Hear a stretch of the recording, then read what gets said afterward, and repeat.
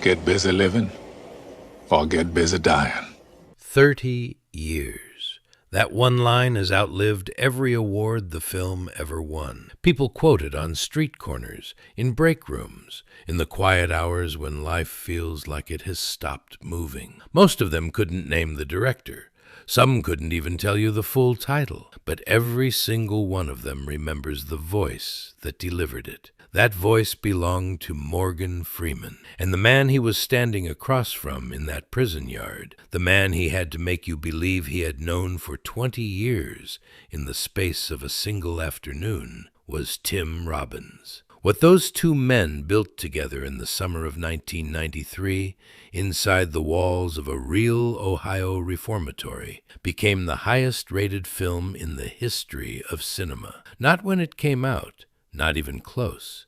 It took years, quiet years, cable television, word of mouth passed between ordinary people who had no reason to care about Hollywood, before the world caught up to what they had made. At 88, Morgan Freeman has finally begun to talk about what those months really cost, what it meant to wait 50 years for a role that required everything his life had made him. To understand why Shawshank meant what it meant to Morgan Freeman, you have to understand what the 50 years before it actually looked like. This is not a story that begins in triumph. It begins in a schoolhouse in Mississippi at age 9, when a boy nobody much expected anything from walked onto a makeshift stage in a school play and felt, for the first time, that he mattered. The applause was small. The audience was just parents and teachers. But Morgan Freeman would say, decades later, that he fell in love with acting that day, not because of the attention, but because for the first time in his young life, he felt like he was seen. That feeling would carry him through the next half-century of near-constant rejection, poverty, and the particular agony of being talented in a world that hadn't yet decided it was interested. He left Mississippi. He did a stretch in the Air Force that taught him mostly what he didn't want to be. He moved to Los Angeles in 1959 with nothing but a duffel bag, found Hollywood's doors closed to the kind of actor he knew himself to be, and relocated to New York. He drove taxis. He danced in the 1964 World's Fair chorus. He kept going to auditions and kept getting told no, not always in words. Sometimes it was just the silence of a room after you read, the polite thank you, the way nobody ever called. He turned 40, and the Electric Company came along, a children's educational show on PBS where he played easy reader, making reading cool for kindergartners. For 5 years he showed up, performed, collected a paycheck, and remained invisible to Hollywood. He was 40 years old and beloved by children who had no idea their favorite TV character was a trained Shakespearean actor who had spent 2 decades trying to get someone to look at him seriously. In 1987, at 50 years old, he got his first Academy Award nomination for a small film called Street Smart, in which he played a violent pimp opposite Christopher Reeve. The nomination came as a shock, not because the performance wasn't worthy, but because 50 years is a very long time to wait for anyone to notice. He didn't win. The statue went to Sean Connery. But the phone calls changed after that. And then came 1989, Driving Miss Daisy, Glory. 2 films, 2 nominations, back-to-back years, and the belated discovery by a wider audience that this man had been here the whole time, patient and ready, with more craft in one scene than most actors managed in an entire career. But the Oscar didn't come. The nominations kept arriving, and the losses kept arriving with them, and Morgan Freeman went home each time with the particular grace of a man who had learned that the world moves on its own schedule and there is nothing useful in fighting that. He had spent 50 years learning that lesson.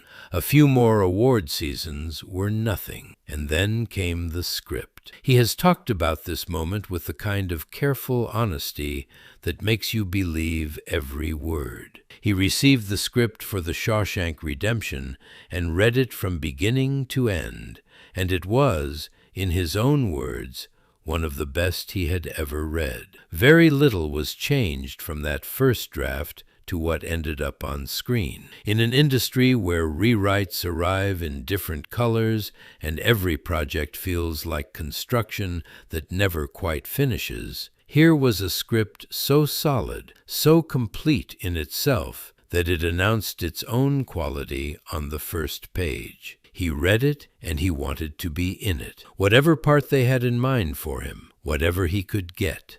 What they had in mind was the lead. Not Andy Dufresne, the wrongfully convicted banker played by Tim Robbins at the center of the story, but Red, Ellis Boyd Redding, the man who had been inside so long that he had become the institution's memory, its conscience, its quiet heartbeat, the narrator, the voice that would guide the entire film. When Morgan Freeman found out that was the role they were offering, he said something later that carries the weight of 50 years in it. He said, "I thought I control the movie." He was flabbergasted, and he deserved to be. There was one wrinkle. He picked up the original Stephen King novella the film was based on because someone sent it to him, and he opened it and read the first page. Red, in King's version, was a middle-aged Irishman with graying red hair. Morgan Freeman closed the book. He didn't read another line. He had no interest in playing a man described that way,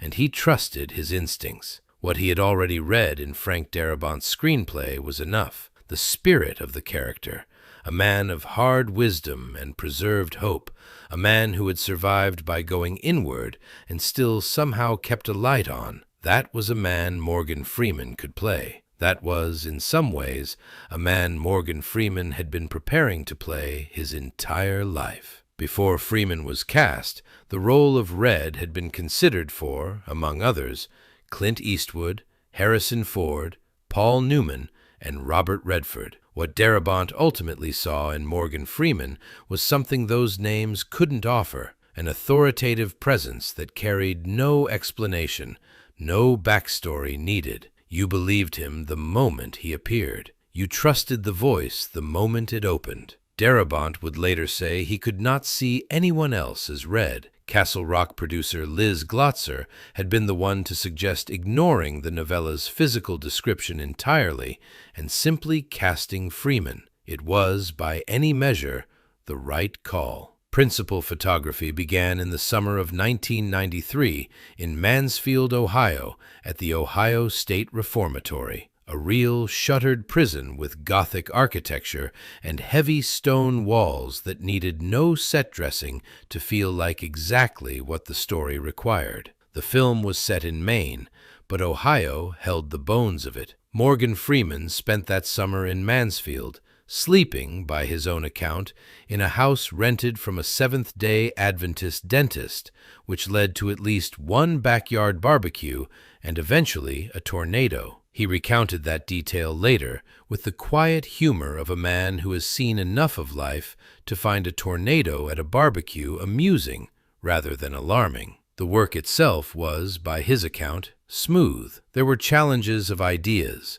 conversations between him and Tim Robbins and Darabont about how to play a moment, what the scene was really asking for, where to push and where to pull back, but not conflict, not difficulty of the kind that poisons a set. What there was, instead, was camaraderie, a cast that understood what they had in the script and wanted to honor it. Morgan Freeman has described that summer in Ohio as a good time, a delightful time, in fact. Given the trajectory of everything that came before and everything that came after, the summer of 1993 in Mansfield had about it the quality of a reprieve, a stretch of months when the work was good and the company was good and the material demanded the best of everyone. One detail from that summer has been documented in the film's production history and says something about the kind of professional Morgan Freeman has always been. There is a scene early in the film, Andy and Red's first real conversation in the prison yard, the scene where Red is casually throwing a baseball as he talks, the scene that establishes their relationship with such apparent ease that audiences never once question its authenticity. That scene took 9 hours to shoot. Frank Darabont wanted many takes. He was particular about it, specific, unwilling to move on until it was right. Morgan Freeman threw a baseball for 9 uninterrupted hours without a complaint. He arrived on set the next morning with his left arm in a sling. He did not make a production of it, he just showed up. That kind of professionalism doesn't come from nowhere. It comes from 50 years of understanding that the work is the thing, that the scene is what you serve, that nobody in that room is owed patience or a good performance. You bring it because that's what you do. Morgan Freeman had thrown a baseball for 9 hours because Frank Darabont needed the scene to be right. That was enough. Tim Robbins, for his part, came to the project with his own appreciation for what they were making. He remembered reading that script and feeling what Morgan felt, that it was one of the best things he had ever encountered, solid from page 1 to the last, the kind of rare material where you put it down and feel changed by it. He had grown up watching Morgan Freeman on The Electric Company, a detail that carries its own particular poetry. The man who was famous to kindergartners, eventually becoming the professional, that same grown child was honored to work beside. Their dynamic on screen is one of the most studied things in modern American cinema. That friendship between Andy and Red, the way it breathes across years of shared prison yard afternoons. What made it work was not performance in the showy sense. It was presence. 2 men in a yard talking, both of them fully there. The film came out on September 23rd, 1994. It did not make a sound at the box office. The title confused people. Nobody could get Shawshank out of their mouths correctly. It competed that season against Forrest Gump and Pulp Fiction and a dozen other things that demanded attention in different and louder ways.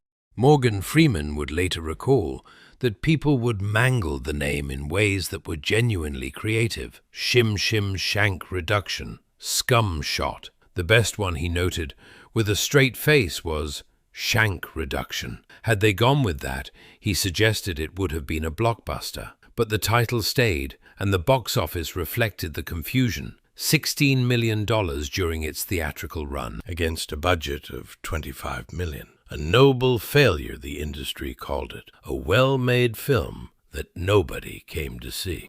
Then something happened that has no clean explanation in the logic of the film business. Cable television got hold of it. Ted Turner, who owned Castle Rock at the time, began airing Shawshank on his networks with what Darabont later described as the enthusiasm of a man who did not think it cost him anything. He played it constantly, relentlessly, every few nights it seemed. And slowly, then quickly, then in a way nobody could fully track, people started watching, and they kept watching, and then they told other people, quietly, in exactly the way that Morgan Freeman had pointed out once was the only way anything truly gets sold. Word of mouth. A working man on a New York street corner stopping Tim Robbins to tell him what the film had meant to him. Not a movie critic, not someone from the industry, just a person who had watched it on a Tuesday night and felt something shift. Morgan Freeman would say years later that when he started getting stopped on the street, when men with jobs and calloused hands and no particular reason to care about Hollywood started pulling him aside to say what the film had done for them, that was when he understood they had made something different, something that reached past the mechanics of cinema into something more essential. The friendship between Andy and Red was part of it, he believed. because we don't get enough films about genuine friendship between adults. Friendship not built around car chases or shared enemies or the adrenaline of crisis, but the slow, daily, chosen thing. Two men who had found each other inside the worst possible circumstances and decided, without drama, to matter to each other.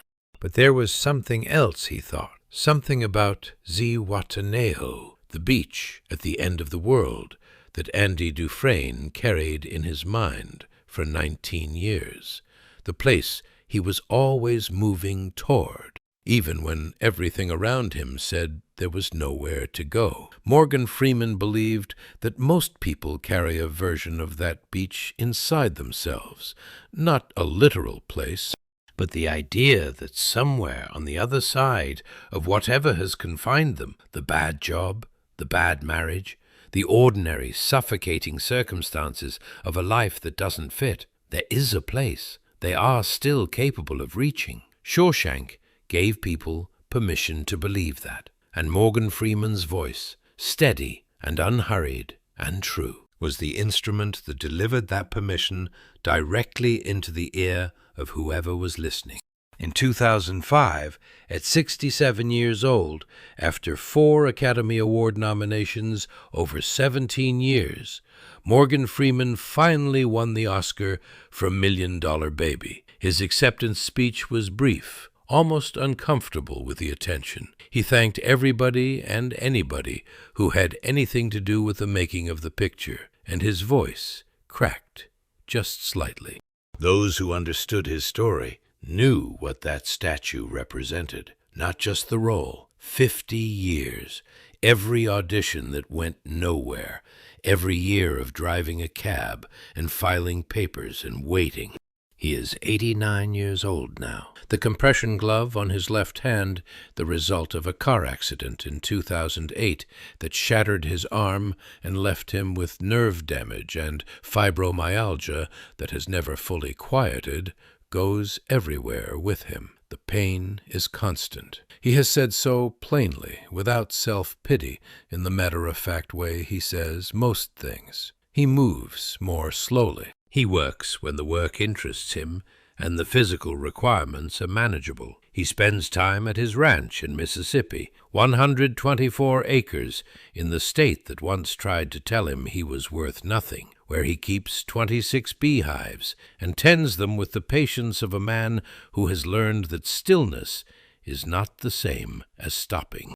When he talks about the Shawshank Redemption now, after 30 years, what he comes back to is not the Oscar nomination it earned him, though he received one. He does not speak about the box office resurrection, or the cable television phenomenon, or the IMDb ranking that has kept it at the very top of the list since 2008. What he comes back to, in the careful, honest way he has of circling a truth before landing on it, is the friendship. His friendship with Tim Robbins, formed in the yard of an Ohio reformatory in the summer of 1993, sustained across 3 decades of separate careers and separate lives, still present whenever the two of them find themselves in the same room. There is an ease to it that has nothing to perform.